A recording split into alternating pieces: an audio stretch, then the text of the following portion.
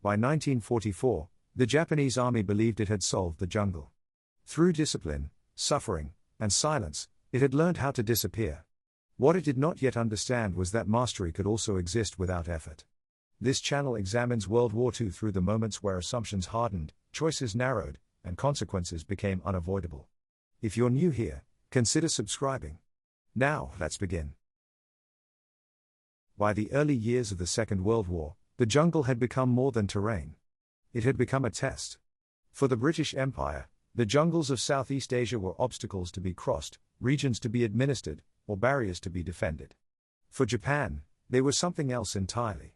By 1941, Japanese planners had begun to view the jungle as a force multiplier, a place where industrial disadvantage could be neutralized by discipline and endurance. This belief did not appear suddenly. It was constructed carefully, reinforced by experience, and validated by results. In December 1941, Japanese forces struck British Malaya with speed that caught Allied planners off balance. The assumption in London and Singapore had been that dense jungle terrain made large-scale offensive movement impractical. Roads mattered. Rail lines mattered.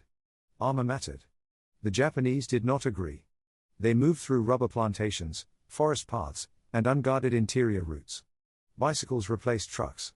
Infantry bypassed defensive positions instead of attacking them head-on.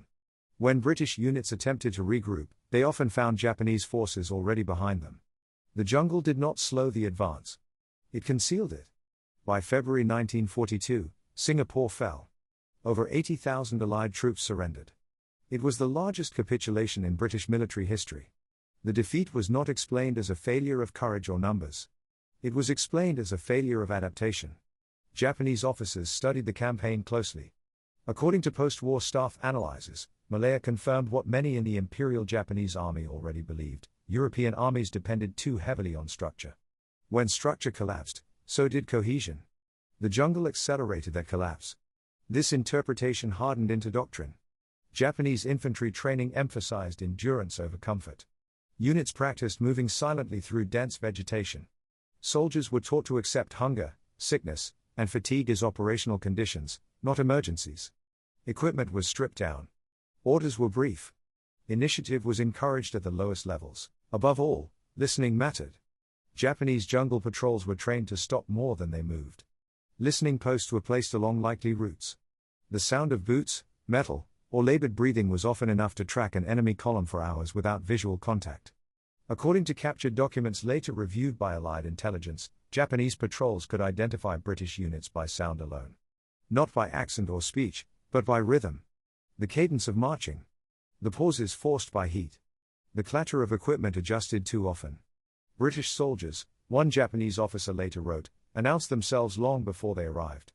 This belief was not contemptuous. It was clinical. By 1942 and into 1943, the Burma campaign reinforced these conclusions. British and Indian units struggled in terrain that resisted supply, communication, and coordination. Radios failed in humidity. Roads dissolved in monsoon rains. Casualties mounted without decisive engagement. Japanese forces did not need to defeat the enemy in open battle. They allowed exhaustion, isolation, and confusion to do much of the work. To Allied commanders, the jungle felt hostile and unpredictable. To Japanese planners, it felt increasingly legible. By mid-1943, this confidence was no longer limited to field officers. It was reflected in planning assumptions at higher levels. Japanese intelligence summaries described British jungle troops as overly dependent on logistics and formal movement. Allied advances were expected to stall once supply lines stretched. The jungle would take care of the rest. This was not blind arrogance. It was supported by evidence. The Japanese army had proven capable of operating for extended periods on limited rations. Units survived where others broke down. Discipline filled the gaps left by material scarcity. In the language of doctrine, the jungle had been mastered. But mastery creates its own risk. By late 1943, as Allied leadership in Burma began to change, Japanese assumptions encountered their first quiet contradictions. Not defeats. Not reversals. Just irregularities. Patrol reports noted occasional Allied movements that arrived without warning. Ambushes that triggered too late. Listening posts that heard nothing until contact was already close. These reports did not prompt alarm. They were explained away as anomalies. Weather. Inexperience. Local variation. The core belief remained intact. Japanese mastery of the jungle was understood as a product of training and suffering. Soldiers were shaped deliberately to survive where others failed. Endurance was learned. Silence was enforced. Fear was disciplined out. In this framework, there was no room for a different kind of mastery. There was no category for men who did not need to learn silence, or soldiers whose endurance was not cultivated, but assumed. As 1944 approached, the war in Burma began to shift in subtle ways. Allied command under General William Slim reorganized supply, medical support, and air transport. British and Indian units adapted incrementally. Attrition slowed. Confidence returned. From the Japanese perspective, these changes mattered, but they did not alter the underlying equation. The jungle remained the deciding factor. And Japan still believed it understood it better than anyone else. What Japanese planners did not yet see was that the jungle was not a single problem with a single solution. It could be mastered through discipline. Or it could be lived in without thought. The distinction had not yet become visible. But by late 1944, that distinction was already moving toward the front. And the jungle was about to choose again. By 1942, the Imperial Japanese Army did not speak about jungle warfare as adaptation anymore. It spoke about it as method. The early victories in Malaya and Burma had not only validated Japanese confidence, they had refined it. What began as improvisation hardened into doctrine. What began as survival became instruction. Japanese jungle mastery was not mystical. It was procedural. Training manuals produced during the late 1930s and early war years emphasized a simple idea: terrain was not something to overcome. It was something to absorb. Soldiers were taught to reduce their physical and auditory presence until they became indistinguishable from the environment around them. Movement was broken into short intervals. Halts were frequent. Noise discipline was absolute. According to post-war interrogations of Japanese officers conducted by Allied intelligence in 1945, silence was treated not as a tactic but as a condition. Units were expected to operate under the assumption that any unnecessary sound constituted failure. This discipline was reinforced early and brutally. Recruits trained in rain without shelter. They slept in wet clothing. Meals were reduced deliberately to simulate operational scarcity. Illness was expected. Complaints were not. Survival under discomfort was framed as proof of worth. The jungle did not need to be forgiving. The soldier had to be. Japanese doctrine assumed that the enemy would never fully acclimate to these conditions. European troops, it was believed, required rest cycles, clean water, dry uniforms, and predictable supply. Remove those, and cohesion would collapse. This assumption was not theoretical. In Burma during 1942 and 1943, British units routinely reported higher casualty rates from disease and exhaustion than from combat. Heatstroke, dysentery, malaria, and fungal infections reduced unit strength before contact was even made. Japanese units suffered as well. But suffering was not interpreted as failure. It was interpreted as proof of commitment. The jungle became a sorting mechanism. Those who could endure remained effective. Those who could not became liabilities. Japanese patrol doctrine reflected this worldview. Patrols were small, flexible, and expected to operate independently for extended periods. Orders were minimal. Initiative was encouraged, but only within the bounds of discipline. Listening posts became central. Japanese units positioned themselves along likely routes not to observe visually, but to hear. Sound traveled unpredictably in the jungle, but it traveled far enough. A snapped branch. A cough. The metallic knock of equipment. British patrols were rarely silent for long. According to Japanese field reports later reviewed by historians, patrol leaders could often estimate the size and condition of an approaching Allied unit by sound alone. Faster movement indicated confidence or ignorance. Slower movement suggested fatigue. Pauses suggested heat stress. The jungle, in this sense, became an instrument. By mid-1943, this method was so ingrained that Japanese units no longer questioned it. They expected to hear the enemy before they saw him. They expected exhaustion to precede contact.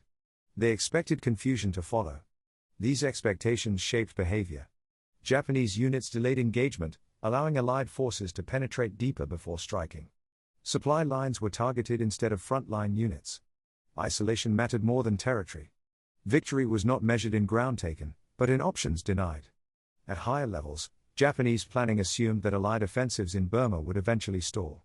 Not because of resistance alone, but because of environment. The jungle would impose limits that no amount of materiel could overcome. British planners, Japanese intelligence concluded, would always underestimate those limits. By late 1943, however, the strategic context began to shift. General William Slim, commanding the British 14th Army, implemented reforms that addressed many earlier failures. Air supply reduced dependence on roads. Medical services improved survival rates. Training emphasized jungle movement rather than parade ground discipline. These changes were noted. Japanese intelligence summaries from 1943 and early 1944 acknowledged improved Allied resilience. British units were no longer collapsing at the same rate. Morale appeared steadier. Offensive pressure increased. But acknowledgement did not equal alarm. Japanese assessments continued to frame these improvements as incremental. Useful, but insufficient. The core assumption remained untouched: mastery of the jungle belonged to those who had learned to suffer within it. This assumption shaped how anomalies were interpreted. When Japanese listening posts failed to detect approaching patrols, explanations were found. Weather. Inexperienced sentries. Local terrain acoustics.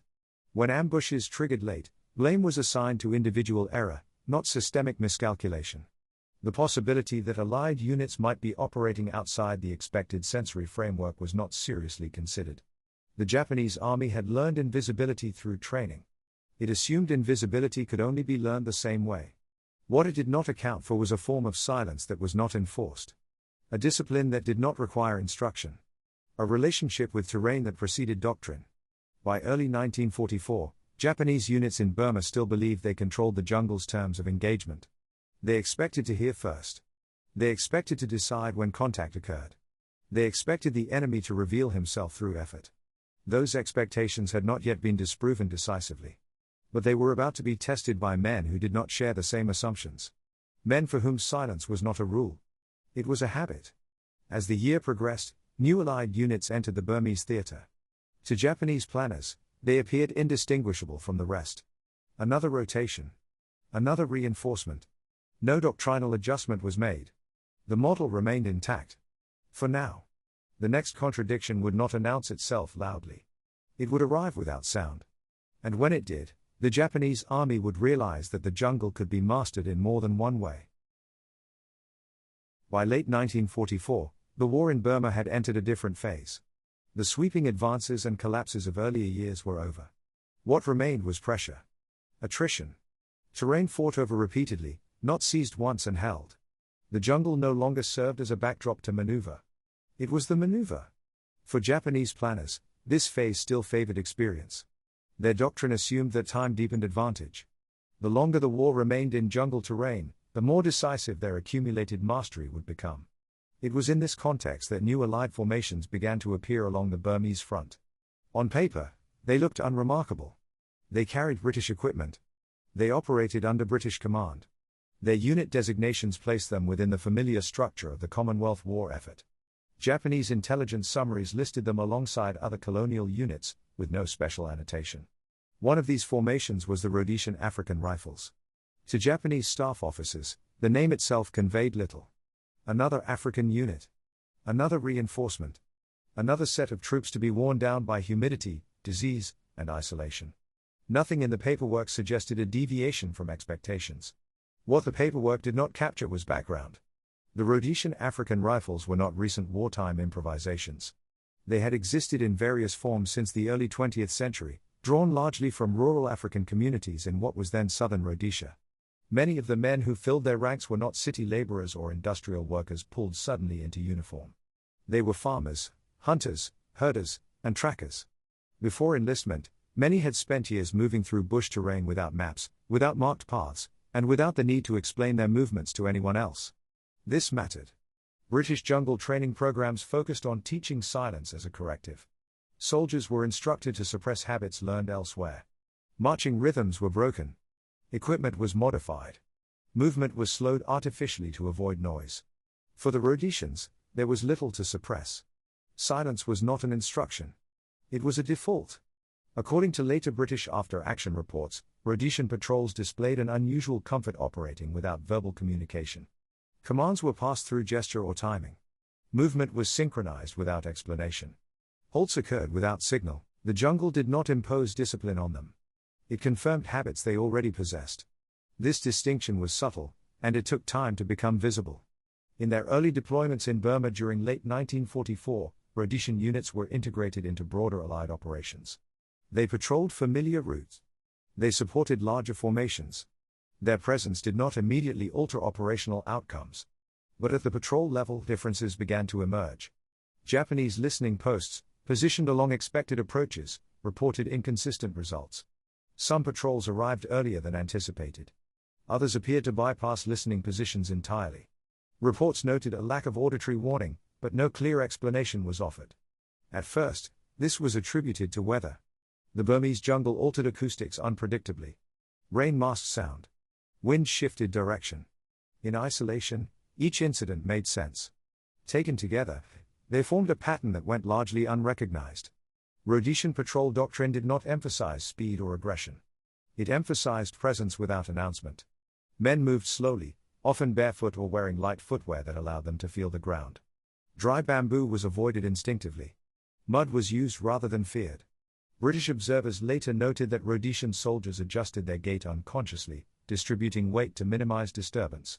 These were not techniques taught in manuals. They were behaviors learned long before the war. Language also mattered. Japanese psychological tactics relied heavily on English. Calling out orders. Issuing false commands. Creating confusion by mimicking British officers. These methods had worked repeatedly earlier in the campaign. Against the Rhodesians, they did not. The soldiers of the Rhodesian African Rifles spoke a variety of African languages, including Shona and Ndebele. English was used formally, but not instinctively. Japanese attempts at verbal deception often went unanswered, not because they were recognized as tricks, but because they were not processed as relevant signals. The jungle filtered sound. So did culture. According to post-war British analysis, Japanese units encountered increasing difficulty assessing Rhodesian patrol size, direction, and intent. Listening posts failed to produce actionable intelligence. Ambushes were triggered late or not at all. Still, no formal reassessment occurred. Japanese field commanders did not yet interpret these encounters as evidence of a different kind of enemy. They were framed as tactical noise within a complex environment. Training issues. Individual lapses. Bad luck. The core assumption remained intact: invisibility was the product of discipline. What had not yet been considered was the possibility that discipline could be replaced by familiarity. That silence could exist without effort. That endurance did not always require conditioning. By early 1945, Rhodesian units were increasingly tasked with forward patrols and reconnaissance roles. Allied command recognized their effectiveness, even if it could not fully articulate why. Japanese units, meanwhile, began to experience a subtle psychological shift. Patrols reported movement without warning. Contact occurred at closer ranges. Japanese soldiers found themselves reacting rather than initiating. The jungle, once a reliable ally, became less predictable. This did not produce panic. It produced hesitation. Japanese units slowed. Listening posts remained in place longer than planned. Patrols doubled back more frequently. These were not signs of collapse. They were signs of recalculation. The model was no longer matching reality. Yet the Japanese army still believed that, when pressed, the enemy would behave as expected. That under sustained pressure, discipline would erode. That endurance would falter. They had not yet faced the moment where silence gave way to violence. That moment would come soon. And when it did, it would no longer be possible to explain what was happening as coincidence. The jungle was no longer merely concealing the enemy. It was concealing a different kind of mastery. And the space for reassessment was rapidly closing. By early 1945, the Japanese army in Burma was no longer operating from confidence alone. It was operating from habit. The habits had been reliable for years. Listening posts first. Contact later. Initiative preserved through patience. The jungle provided warning. The enemy revealed himself through effort. What changed was not doctrine. What changed was feedback. Japanese patrol logs from January and February 1945 show a growing irregularity. Entries noted uncertain approach. Late detection. Contact at close distance. The language remained technical, but the implication was clear. The system that provided early warning was no longer producing it. No formal explanation was offered. Weather was blamed. Terrain variation. Individual error. These explanations were not unreasonable. Jungle acoustics were notoriously inconsistent. Rain absorbed sound. Vegetation redirected it. Even experienced units misjudged distance. But the frequency increased. Japanese units began encountering Allied patrols at ranges that removed the advantage of preparation. Grenades were exchanged before listening posts reported movement. Small arms fire erupted without the usual prelude of tracking. These encounters were brief, violent, and inconclusive. They did not resemble set-piece battles. They did not produce clear victories or defeats. They produced uncertainty. The Japanese response was procedural. Listening posts were reinforced. Patrols were doubled. Halt periods were extended. Units spent more time stationary, waiting for sound that did not arrive. Movement slowed further. Initiative narrowed. In isolation, each adjustment made sense. Together, they altered the rhythm of operations. Rhodesian patrols exploited this rhythm instinctively. They did not rush. They did not probe aggressively. They moved when space opened, and stopped when pressure increased. Japanese units waiting to hear movement often waited too long. When contact occurred, it was already close. British after-action reports later described Rhodesian patrols as arriving without announcement. The phrase was not metaphorical. Japanese units frequently reported surprise not because they had been outmaneuvered, but because they had not perceived approach at all. This had psychological consequences. Japanese soldiers had been trained to trust their senses within the jungle. Listening was not merely a tactic. It was reassurance. It confirmed control. When listening failed, control felt conditional. According to post-war interrogations conducted by Allied intelligence, some Japanese units began to suspect Allied forces had learned new techniques of sound suppression. Others believed equipment had been modified. Few considered that silence might not be deliberate at all. The distinction mattered. If silence was deliberate, it could be countered with improved detection. If silence was habitual, it could not. At the same time, Japanese psychological tactics began to fail. Calling out English commands produced little response. Attempts to induce confusion through shouted orders did not draw movement or hesitation. Rhodesian patrols did not react because they were not waiting for verbal cues. Silence extended beyond sound. Japanese units found it increasingly difficult to infer intent. Patrol size could not be estimated reliably. Movement patterns did not match expected doctrine. Contact did not escalate predictably. The jungle no longer offered clarity. As pressure mounted, Japanese units began preparing for decisive engagements rather than patrol-level dominance. Defensive positions were strengthened. Bunkers were constructed along likely axes of advance. The assumption remained that, when confronted with prepared positions, Allied units would behave as expected. They would pause. They would shell. They would withdraw. This assumption had held repeatedly earlier in the campaign. It would not hold much longer. By March 1945, Allied forces were advancing steadily. Supply lines improved. Air superiority limited Japanese mobility. The jungle still constrained movement, but it no longer dictated outcomes alone. Japanese units prepared to make stands in terrain they believed favored defense. High ground. Concealed approaches. Interlocking fire. One such position lay along the Tanlwe Chaung. Here, Japanese commanders expected doctrine to reassert itself. Even if patrol-level encounters had become unpredictable, prepared defenses would restore order. The enemy would be forced into recognizable patterns. The Japanese army had not yet lost faith in its understanding of how the enemy fought. But the margin for error was gone. Listening no longer guaranteed warning. Waiting no longer guaranteed control. By early April 1945, Japanese forces along the Tanlwe Chaung were committed to positions that assumed the old model still applied. Bunkers were dug. Fields of fire established. Withdrawal options limited. The assumption was simple: when pressed, the enemy would hesitate. What followed would prove otherwise. From this point forward, the war would move in only one direction. And the jungle would no longer soften the blow. By April 1945, the Japanese position in Burma had narrowed to defense. The strategic situation was no longer ambiguous. Allied advances had cut supply routes. Air superiority limited movement. Japanese units were increasingly isolated, operating on reduced rations and limited ammunition. The jungle still offered concealment, but it no longer guaranteed initiative. What remained was expectation. Japanese commanders along the Tanlwe Chaung prepared for contact based on patterns that had held for years. Defensive bunkers were dug into rising ground overlooking narrow approaches. Fields of fire were carefully cleared. Interlocking machine gun positions covered likely axes of advance. The assumption was not victory in the traditional sense. It was control. Allied forces, it was believed, would detect the position. They would pause. They would bring up artillery or mortars. They would probe, withdraw, and return later under heavier fire. This expectation was grounded in experience. Throughout the Burma campaign, Allied units had shown caution when confronting prepared Japanese defenses. Losses from earlier assaults had reinforced a pattern of methodical engagement. Firepower first. Movement second. Japanese doctrine relied on this predictability. On April 12, 1945, elements of the Rhodesian African Rifles advanced toward the Japanese positions along the Tanlwe Chaung. The approach did not trigger the usual sequence of detection. Listening posts reported nothing definitive. Patrol contact was brief and inconclusive. Japanese defenders waited. They expected preliminary fire. They expected time. What followed did not match either expectation. Instead of withdrawing to prepare an assault, the Rhodesians continued forward. Movement was deliberate but uninterrupted. When contact was made, it was already at close range. Grenades were used immediately.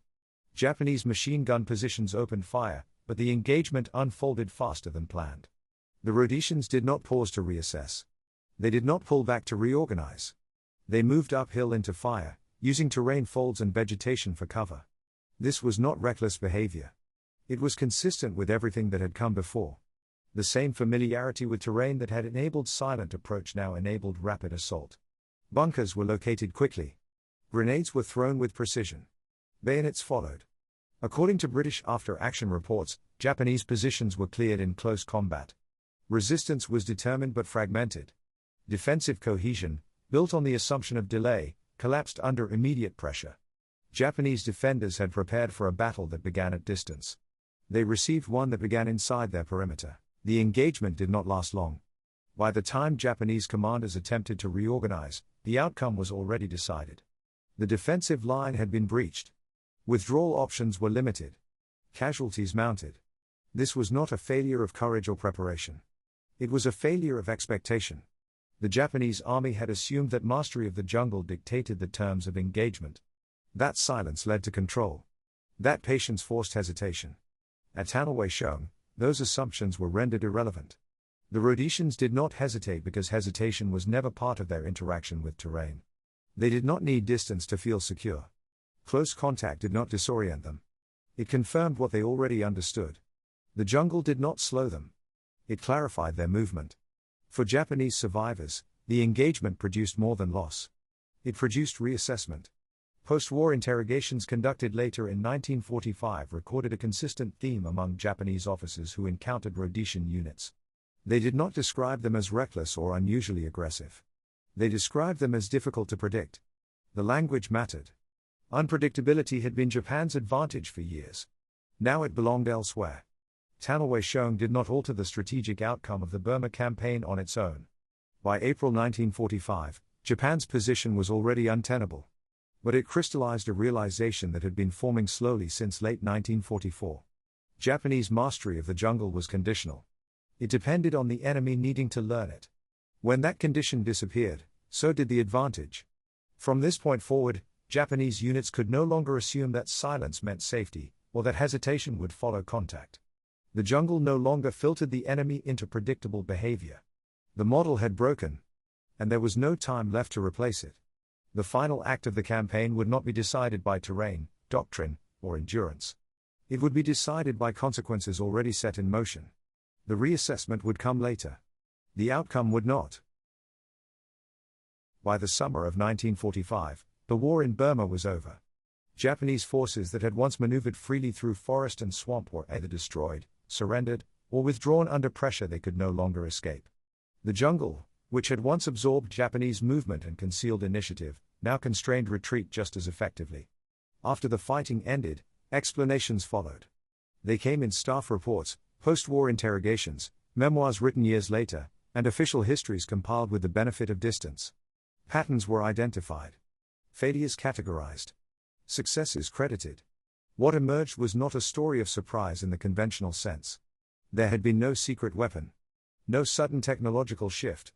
No dramatic reversal of material balance in the jungle itself. The change had been quieter. Japanese doctrine had been built on a correct observation, that most armies treated the jungle as an obstacle rather than a medium.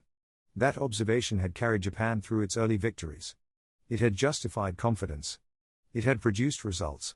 What it did not account for was a different premise entirely. That mastery of terrain did not always come from training. That silence did not always need to be imposed. That endurance did not always require conditioning. The Japanese army believed it had mastered the jungle by reshaping its soldiers to survive within it. That belief had been reinforced by success against opponents for whom the jungle remained foreign. The Rhodesians disrupted that logic not by out-training Japan, but by invalidating the premise. They did not need to be taught how to move quietly. They did not need to learn patience under heat. They did not need to reinterpret terrain. They simply operated within it.